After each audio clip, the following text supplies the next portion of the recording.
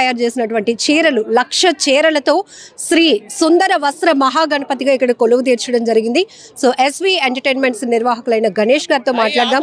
ఈ ఉత్సవాలు ఎప్పటి నుంచి ఎప్పటి వరకు జరగబోతున్నాయి, అలానే ఇప్పటికే రివీల్ కూడా చేస్తున్నారు. ఇంతకు ముందు కూడా ఐ డ్రీమ్ తో మాట్లాడుతూ స్వామివారిని ఏ విధంగా అయితే కొలువు తీర్చినటువంటి వస్త్రాలు ఉన్నాయో ప్రసాదంగా ఇవ్వాలి అనుకునే కాన్సెప్ట్ కూడా ఎట్లా జరగబోతున్నాయి ఉత్సవాలు? అందరికీ నమస్కారం. ముందుగా అందరికీ వినాయక చవితి శుభాకాంక్షలు. ప్రతి సంవత్సరం మన గాజువాక లంకా మైదానంలో జరిగే గణేష్ ఉత్సవాలు చాలా సాంప్రదాయంగా ఆనవాయితీగా వస్తున్నాయండి. మన తెలంగాణలో ఖైరతాబాద్ వినాయకుడికి ఏ ఉత్సవాలు ఎలా చేస్తారో అలాగే మన ఆంధ్రప్రదేశ్లో కాణిపాకంలో 21 రోజుల పాటు స్వామివారికి ఏ విధమైన పూజలు చేస్తారో గాజువాక లంకా మైదానంలో గణనాథుడికి కూడా ఇప్పుడు అదే 21 రోజుల పాటు అలాగే పూజలు చేసుకుంటూ వస్తున్నాం. అలా సాంప్రదాయంగా వస్తున్న కార్యక్రమంలో భాగంగా ఈ సంవత్సరం స్వామివారికి శ్రీ సుందర వస్త్ర మహాగణపతిగా స్వామివారి పేరు నామకరణం చేయడం జరిగిందండి.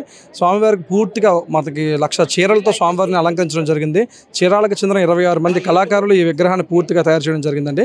దీనికి మొత్తం తెచ్చిన శారీస్ కూడా మనకు సగం తమిళనాడు, వెస్ట్ బెంగాల్ అండ్ సూరత్ని తీసుకొచ్చిన శారీతో స్వామివారికి అలంకరించడం జరిగింది. విగ్రహం పూర్తిగా 21 రోజుల పాటు భక్తులందరికీ సందర్శనం ఉంటుందండి. ఇప్పుడే 11:22 నిమిషాలకి స్వామివారి మొదటి పూజ అందుకున్నారు.